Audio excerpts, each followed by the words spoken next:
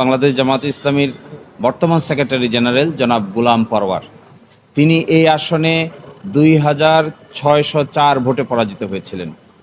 আমরা আজকে result sheet আদালতে উপস্থাপন করে দেখিয়েছি প্রায় 17,000 ভোট আছে, যে ভোটগুলোতে কেন্দ্রভিত্তিক যে রেজাল্ট আছে ওই রেজাল্টের শিটে এজেন্টদের কোনো স্বাক্ষর নাই, এবং কোনো কোনো জায়গায় আছে এজেন্টদের নামও নাই। এই অবস্থায় ওই রেজাল্ট শিটকে কাউন্ট করা হয়েছে।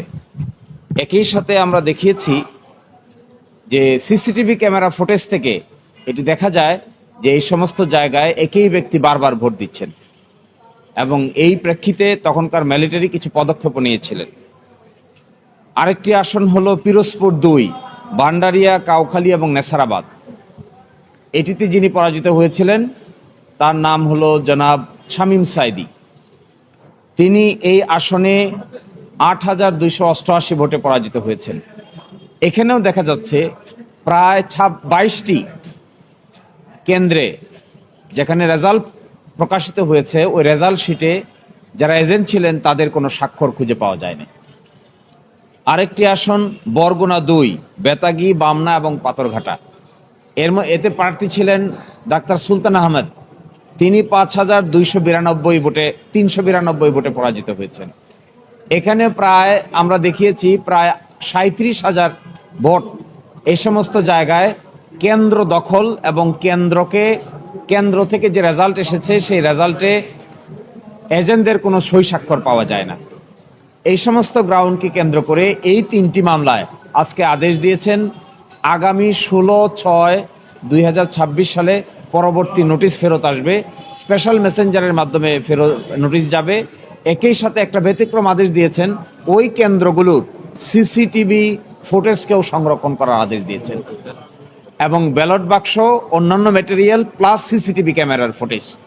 আমরা আশা করব যে এই সিসিটিভি ক্যামেরার ফুটেজ আদালতে উপস্থাপিত হলে প্রকৃত রহস্যটি এখানেই দেখা যাবে, যে কি করে এজেন্টদের স্বাক্ষর ছাড়া রেজাল্ট গণনা করা হলো এবং রেজাল্ট পাবলিশ করা হলো যেখানে কোনো এজেন্টদের স্বাক্ষর নাই। আমরা প্রত্যাশা করি এই সমস্ত জায়গায় ভবিষ্যতে পরিপূর্ণভাবে ভোট পুনঃগণনা হলে এই আসনগুলোতে এই 3 জন ব্যক্তি তাদের জয় নিশ্চিত করতে পারবেন।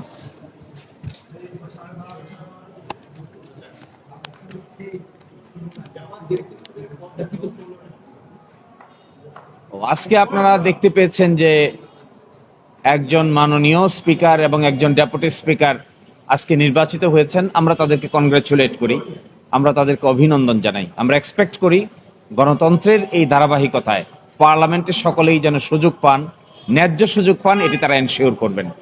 আর আমরা ডেপুটি স্পিকার কেন নেই নাই এটার কারণ গতকালকেই ব্যাখ্যা করা হয়েছে। আমরা বলেছি বর্তমান সংবিধানের আলোকে অনুচ্ছেদ 74 অনুযায়ী একজন স্পিকার, একজন ডেপুটি স্পিকার থাকবেন, এবং এই ক্ষেত্রে ডেপুটি স্পিকার বিরোধী দল থেকে হওয়ার কোনো বাধ্যবাধকতা নাই। কিন্তু জুলাই সনদ বাস্তবায়ন স্কিমে বলা হয়েছিল নিম্নকক্ষে 2 জন ডেপুটি স্পিকার থাকবেন, তার মধ্যে একজন হবেন বিরোধী দল থেকে, একজন হবেন সরকারি দল থেকে।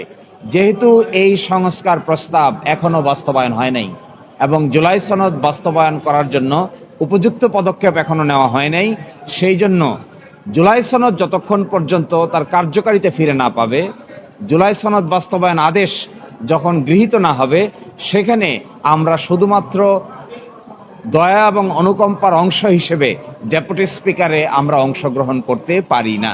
আমরা যদি এখন ডেপুটি স্পিকারে অংশগ্রহণ করি তাহলে জুলাই সনদে ঐকমত্য হয়েছে যে সমস্ত বিষয়, এগুলোর কার্যকারিতা কিছুটা হলেও আপাত অর্থে গুরুত্ব হারিয়ে যাবে।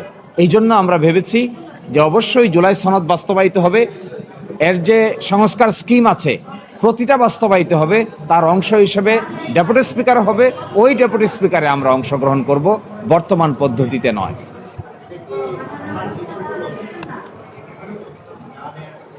হ্যাঁ, আমরা তো মনে করি জুলাই সনদ যদি বাংলাদেশে বাস্তবায়িত না হয়, বিশেষ করে 30টি ঐকমত্যের ভিত্তিতে গৃহীত সিদ্ধান্ত যদি বাস্তবায়িত না হয়, তাহলে আংশিক বিষয়ে শুধুমাত্র নিজের কিছু সুবিধা দেখে আমরা এই প্রক্রিয়ায় অংশগ্রহণ করা সমীচীন নয়। তাতে রাজনৈতিকভাবে এবং আইনগতভাবে এটি সঠিক পদক্ষেপ হবে না বলে আমরা মনে করি।